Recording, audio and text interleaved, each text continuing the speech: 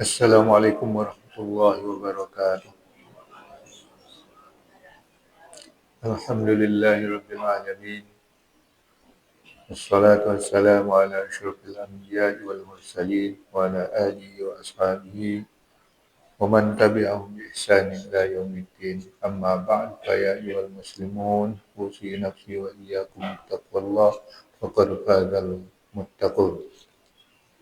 Allahumma 'allimna ma yanfa'una wanfa'na bima 'allamtana. Subhanaka la ilma lana illa ma 'allamtana innaka antal alimul hakim. Alhamdulillah, kita bersyukur kepada Allah Subhanahu wa taala pada awal tahun 2026 ini kita masih diberikan kesempatan untuk menikmati segala nikmat dari Allah Subhanahu wa taala. Mudah-mudahan tahun ini kita selalu dalam keadaan sihat walafiat. Amin ya rabbal alamin. Salawat dan salam untuk junjungan kita Nabi kita Muhammad. Allahumma salli ala sayyidina Muhammad wa ala ali sayyidina Muhammad. Terus ke ayat yang ke-60. Ayat yang ke-60 surat Al-Hajj. A'udzu billahi minasy syaithanir rajim. Bismillahirrahmanirrahim. Zalika wa man 'aqaba bimithli ma 'uqiba bihi summa bughiya alayhi la yansurannahu Allah innallaha al-'afuwwul ghafur. Demikian yang sudah diceritakan, yang dikisahkan, dan orang-orang yang membalas kezaliman dengan balasan yang setimpal seperti mereka ditimpakan kezaliman, kemudian dia dizalimi lagi atasnya. La yansurannahu Allah, niscaya Allah akan menolongnya. Innallaha la'afuwwun ghafur, sesungguhnya Allah sungguh pemberi maaf dan pemberi ampun, maha pengampun. Zalika bi anna Allah yulijul laila fin nahari wa yulijun nahara fil laili wa anna Allah sami'un basir. Yang demikian itu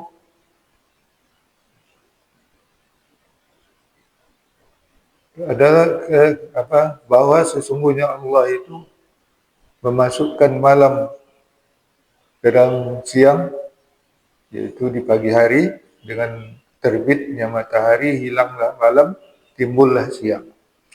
Wa yulijun nahara fil lail, dan memasukkan siang ke dalam malam, yaitu di sore hari, dengan terbenamnya matahari maka muncullah malam. Wa annallaha sami'un alim, dan sesungguhnya Allah maha mendengar, maha melihat. Zalika, demikian itu,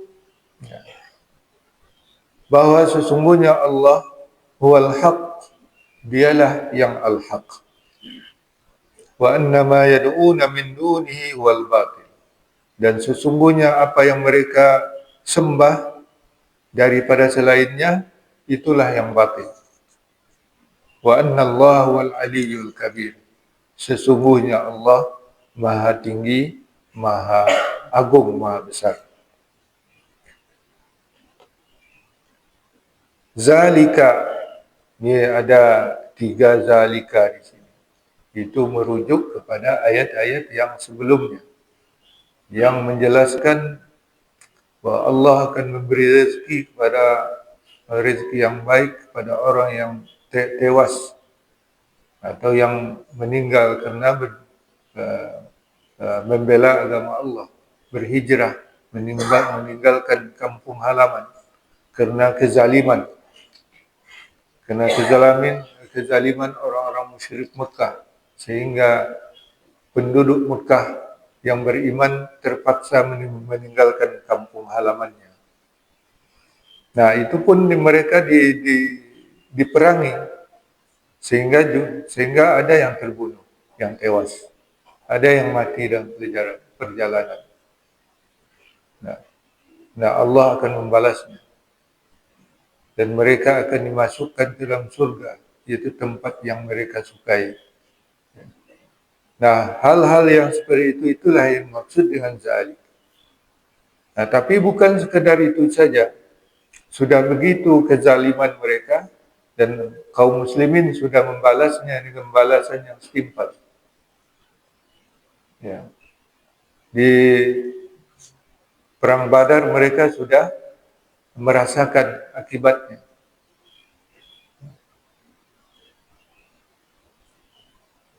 Tapi mereka tidak puas. Masih mereka summa bughiya alaihi. Kemudian mereka dizalimi lagi. Ya, dizalimi lagi. Sudah Allah mengizinkan untuk membalas dengan balasan yang setimpal, ya, seperti yang disebutkan dalam ayat yang lain, dalam surah Al-Baqarah disebut وَقَاتِلُوا فِي سَبِيلِ اللَّهِ الَّذِينَ يُقَاتِلُونَكُمْ وَلَا تَعْتَدُوا إِنَّ اللَّهَ لَا يُحِبُّ الْمُعْتَدِينَ. Ya, Allah perintahkan balaslah, perangilah mereka dalam jalan Allah, yaitu orang-orang yang memerangi kamu. Wala ta'tadu, tidak boleh melampaui batas, harus dengan balasan yang setimpal. Nah, itulah seperti juga man aqaba bimisli ma uqiba bi summa bughiya alaihi. Siapa yang telah membalas kezaliman orang yang jahat itu setimpal dengan apa yang ditimpakan kepada kamu, sudah itu kemudian mereka masih lagi berbuat kezaliman, maka Allah pasti menolong. Nah, ini di buku-buku, di kitab-kitab tafsir diriwayatkan, nah, ayat ini turun kepada sekelompok orang musyrik yang berjumpa dengan beberapa sahabat dalam suatu ekspedisi dakwah di akhir bulan Muharram. Ya.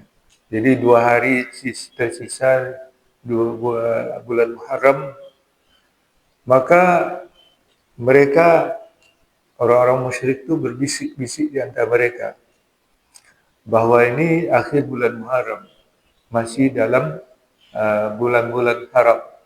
Di dalam bulan haram itu kaum muslimin, ya, pengikut Muhammad itu dilarang berperang. Yuk, mari kita serbu mereka. Ya. Maka berhadapanlah mereka dengan kaum musyrik itu sudah menghunus pedang mereka, sudah memasang anak panahnya untuk menyerbu. Tapi kaum muslimin, sahabat-sahabat itu mengingatkan bahwa kami tidak boleh berperang pada bulan ini. Masih tinggal 2 hari kami tidak boleh berperang. Sudah diingatkan, tapi mereka tidak mau. Nah, inilah summa bughiya. Ya. Tidak mau mendengarkan kata-kata kaum muslimin, sahabat-sahabat itu oleh sekelompok kaum musyrik ini. Maka terjadilah perang antara mereka. Maka Allah meneguhkan, fasabbatallahu alaihi. Allah meneguhkan orang-orang itu. Dalam hadis itu disebutkan sehingga mereka menang. Ya. Nah, ini diceritakan, diabadikan oleh Allah dalam ayat ini. Dan surannahullah, Allah pasti menolongnya. Walaupun mereka tidak siap berperang, tapi diteguhkan, dikuatkan hati mereka itu untuk bertahan dan akhirnya mendapat kemenangan. Innallaha ya'afun ghafur. Sesungguhnya Allah Maha pemberi maaf, Maha Pengampun. Walaupun mereka bisa mengalahkan kaum musyrik, tapi balasannya setimpal juga. Tak boleh berlebih-lebihan. Kenapa? Karena Allah itu memberi maaf. Dan kaum muslim memberi maaf kepada mereka. Nanti membiarkan mereka pergi. Ya. Yang terluka lawatlah luka-lukanya. Yang mati ya tentu mati dia. Ya, tapi kaum muslimin sudah bertahan mempertahankan diri. Kalau seandainya Allah mengizinkan, babat aja semua. Ya. Jangan tinggalkan satu pun. Seperti orang Israel sekarang. Yang anak-anak, yang perempuan, orang-orang tua pun babat itu semua. Nah itu bukan begitu kode etik berperang yang disebutkan, yang amanatkan oleh Allah SWT. Berperang setimpal. Dan itu perang itu hanyalah untuk mempertahankan diri. Tidak boleh menyerang duluan.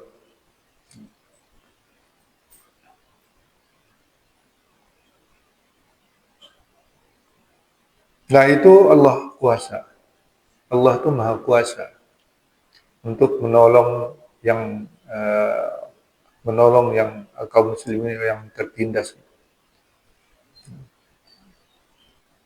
Bukti kekuasaan itu yang disebutkan ayat sebelumnya. Bahwa Allah mempergirilkan malam dan siang.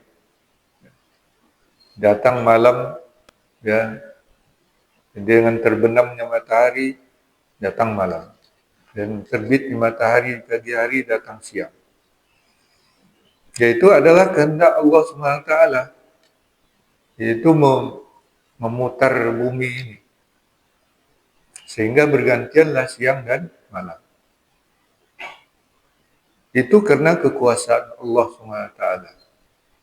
Kalau dijadikan saja siang dan malam tetap, Qul ara'aytum in ja'alallahu alaikumul laila sarmadan ila yaumil qiyamah. Man ilahun ghairullah ya'tikum bidiya'in afala tasma'un. Adakah kamu berpikir, jika Allah menjadikan atas kamu malam itu malam saja sampai hari kiamat, siapa yang memberi kamu terang? Ya. Adakah Tuhan yang selain Allah yang mampu memberikan terang? Ya. Afala tasma'un, apakah kamu tidak mendengar? Ya. Jadi umpamanya bumi ini tetap aja tidak berputar dia. Amal kita di belakang, di sebelah sisi belakang yang membelakangi matahari. Maka malam ya kita terus. Ya. Maka yang menghadap matahari siang pula terus. Disebutkan oleh Allah, Qul ara'aytum in ja'ala alaikum wa an ja'alallahu alaikum an-nahara sarmadan ila yaumil qiyamah. Faman ya'tikum bil-laili taskununa fihi afala tubsirun. Ya. Apakah kamu tidak memperhatikan bahwa Allah menjadikan kepada kamu itu siang sepanjang masa sampai hari kiamat? Bagaimana? Nah, siapa yang akan menjadikan, adakah Tuhan selain Allah yang akan memberikan kamu malam untuk beristirahat? Jadi siang dan malam itu berganti-ganti karena kekuasaan Allah dan juga sebagai nikmat yang besar bagi kita semua. Pada siang hari kita bekerja, mencari kehidupan, pada malam hari kita istirahat. Ya. Itu dalam surat Al-Qasas.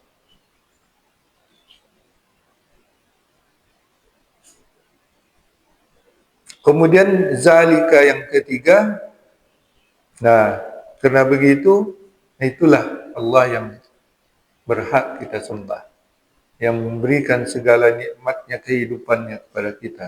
Zalika bi anna Allah wal haq. Itulah Allah yang maha hak. Jadi al-haqqu itu salah satu nama daripada Allah SWT. Dan sesungguhnya apa yang mereka sembah selain Dia itu kebatilan. Apa saja ya objek yang menjadi sesembahan selain daripada Allah itu adalah kebatilan. Pasti. Wa anallahu wal aliyul kabir. Sesungguhnya Allah Ta'ala maha tinggi. Ya. Maha tinggi itu maksudnya maha mulia. Ya. Tinggi derajat. Ya. Tidak ada yang melampaui ketinggian atau kemuliaan Allah SWT. Al-Kabir, maha agung, maha besar. Tidak ada yang melebihi kebesaran dari Allah SWT. Dan inilah usul akidah atau kepercayaan yang keyakinan yang perlu kita tanamkan di dalam sanubari kita. Wallahu a'lam bishawab. Ya. Konteks ayat 60 ini adalah izin kepada kaum muslimin untuk membalas kaum muslimin yang telah menyerang umat Islam pada bulan Muharram. Jadi pembalasannya juga setimpal. Jadi kalau kita lihat teks ayat ini ada unsur kisos. Itu ada pembalasan yang setimpal, ada pemaafan. Kalau kisos itu hak prerogatif, pemaafan itu adalah keluarga korban. Kalau di Indonesia setelah dihadiri ternyata terbukti membunuh, keluarga korban menuntut juga yang timpal juga, hukuman mati juga. Tapi otoritas pengadilan mengubah putusannya dengan hukuman seumur hidup atau hukuman 20 tahun. Apakah ini kita telah memilih hukum selain hukum Allah atau bagaimana? Ya, betul. Jadi kalau hukum Allah yang membunuh ya dibunuh. Itulah penghargaan. Satu nyawa, hilang nyawa dibalas nyawa. Itulah penghargaan Allah kepada nyawa. Jadi tidak murah nyawa itu, tidak bisa dibayar dengan sekian tahun itu. Ya, tapi diubah dengan dalih kemanusiaan. Ya. Padahal mana yang lebih manusiawi? Bahwa nyawa dibalas nyawa. Kalau orang pikir sehat, itulah yang lebih manusiawi. Setimpal dia. Ya. Itulah yang adil. Oleh sebab itu, kalau orang ingin terniat nak membunuh, dia mesti berpikir. Membunuh orang berarti membunuh diri kita sendiri. Nah, dan itu sudah real, dia lihat akibatnya. Di Amerika, setiap menit itu terjadi pembunuhan. Ya. Di Arab Saudi yang dilakukan qisas dalam setahun itu paling 2 atau 3 kasus pembunuhan. So, sudah jelas tuh apanya, akibatnya. Orang takut sekali membunuh. Kadang-kadang tidak ada pembunuhan dalam setahun. Kalau di Maroko, di negara-negara Arab itu 10 orang rata-rata per menit orang membunuh.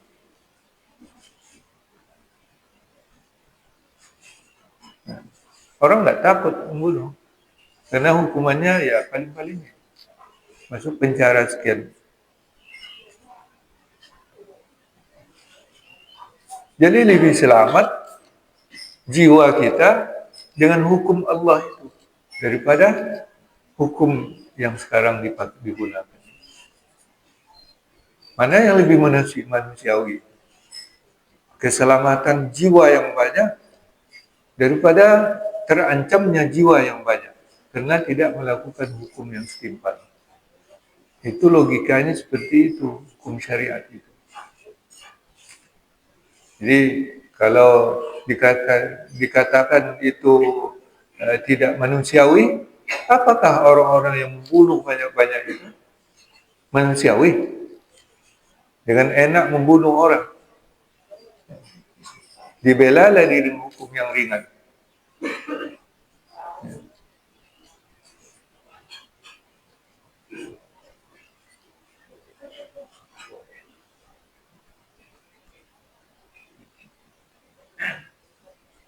Ya, jadi ini kalau kisos itu, kalau ini konteksnya perang. Ya. Perang juga Allah Maha Pemaaf, tak boleh dia melampaui, tidak boleh berlebih-lebihan, harus setimpal. Ya, seperti itu. Ya.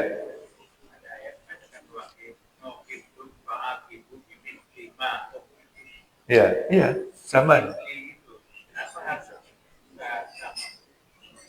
Ya setimpal. Ya itulah setimpal supaya tidak ada kezaliman. Karena Allah melarang kezaliman. Ya. Kalau lebih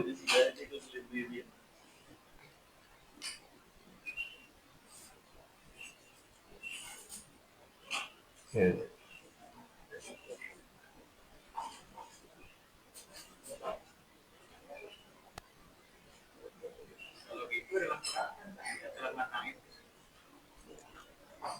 Oleh enam orang muslim kan, kalau dia berlebih nanti berbalas, dia mati. Iya, jadi dia apa? Kalau orang sudah kalah, ya stop. Sudah naik bendera putihnya, tidak boleh lagi itu.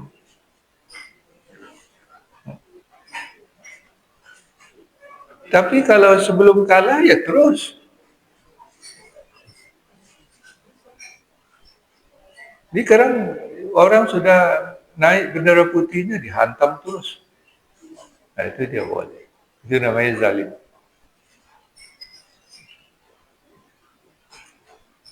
Ya kalau dalam perang harus ada kalah dan menang. Tapi dalam kode etik perang dalam Islam kan ada hukum perangnya. Tidak boleh membunuh anak-anak, tidak boleh membunuh orang-orang tua, tidak boleh membunuh perempuan, tidak boleh membunuh orang tidak bersenjata. Ya. Kan itu. Tidak boleh memotong pohon. Jadi merusak lingkungan tidak boleh. Apalagi menghancurkan rumah. Cuma perang zaman sekarang ini tidak bisa. Karena pakai bom. Kalau dulu kan pakai pedang, panah, tombak. Itu kan. Itu saja kalau dulu perang zaman dulu. Sekarang kalau bom dijatuhkan, ya. Ya.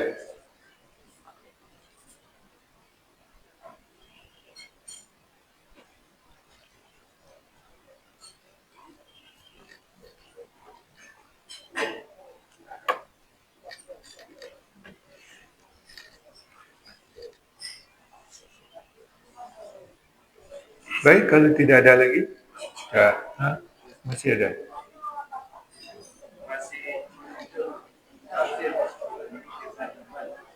Ya. Tafsir dan tafsir keadilan itu masih belum jelas. Iya.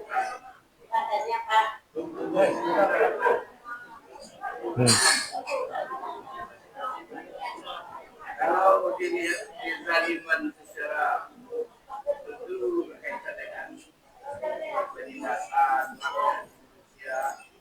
Kalau konteks kejadian kezaliman yang disukai atau perkara itu maka konteks bagaimana berkaitan dengan kezaliman penindasan hak dan Ya. banyak ya. Jadi sekarang ya, banyak tuh apanya apa itu di mass media itu banyak contoh-contoh. Termasuk itu apa memungut pajak pada orang yang pendapatannya kecil pajak. Orang yang pendapatan besar-besar kadang-kadang bebas saja. Itu kezaliman. Ya, yang mungkin yang paling kecil ya. Tapi itu kezaliman.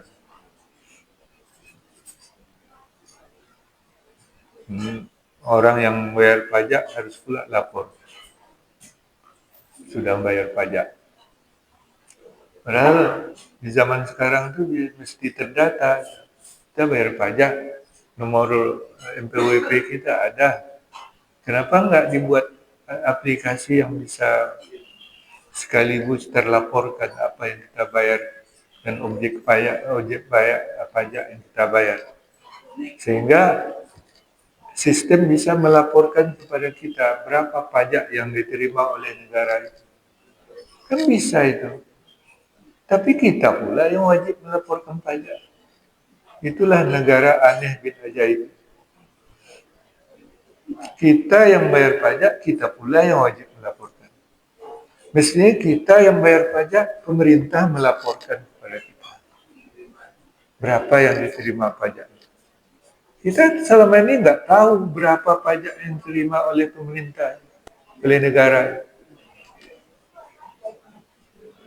Jadi yang tak dilaporkan gimana? Mungkin bisa masuk kantong. Banyak ya, yang negara kita yang sudah salah urus. Itu real tuh yang saya sebut itu pembohong.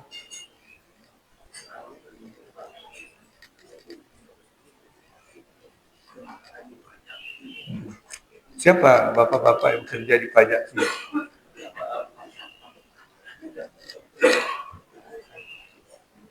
Tidak ada orang pajak sih.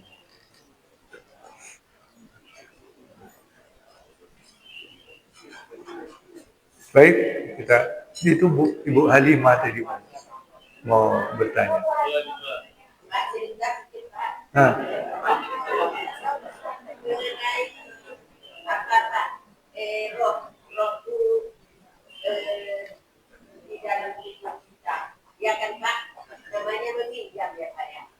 Apa?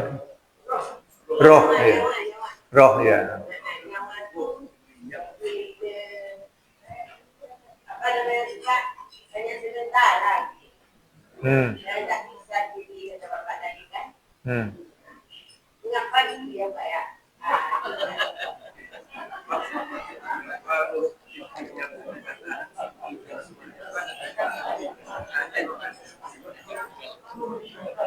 Ya, hidup kita dengan nyawa yang diberikan oleh Allah SWT. Ya. Roh dibeli roh. Roh itu unsur yang halus. Nyawa itu unsur kehidupan kita yang digerakkan oleh jantung kita dan saraf-saraf kita.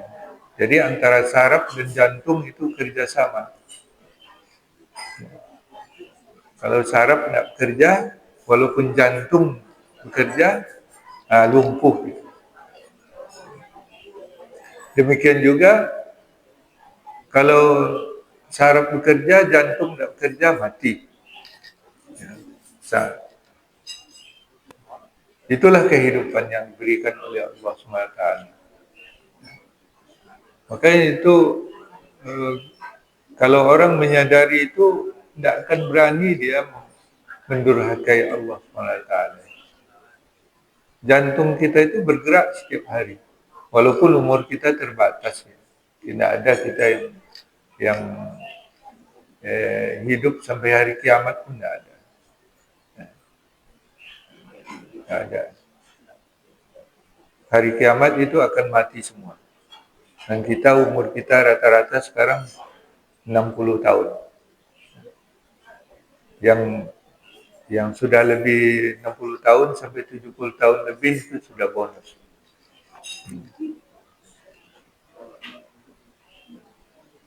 Itulah kembali, dan nanti roh itu dicabut kembali oleh malaikat yang sudah ditiupkan kepada kita pada awal kehidupan kita di dalam rahim, nanti akan dicabut kembali oleh malaikat dan kembali kepada Allah Subhanahu wa taala. Itulah, selama ada ruh di badan kita, maka gunakan kesempatan itu untuk mentaati Allah Subhanahu wa taala. Wallahu a'lam. Saya kira sudah cukup. Mudah-mudahan ada manfaatnya bagi kita. Ya. Yang kadang-kadang kita tidak sadar bahwa bumi ini berkitar 1670 kilometer per jam. Cepatnya putaran bumi. Tapi diri kita tidak merasa karena gravitasi. Itulah nikmat Allah juga, kekuasaan Allah. Mudah-mudahan kita tetap menyadarinya dan selalu tunduk kepada Allah SWT. Amin ya rabbal alamin. Subhanakallah wa bihamdika asyhadu an la ilaha illa anta astaghfiruka wa atubu ilaik. Wallahu waliyut taufiq wal hidayah wal afu minkum. Wassalamualaikum warahmatullahi wabarakatuh.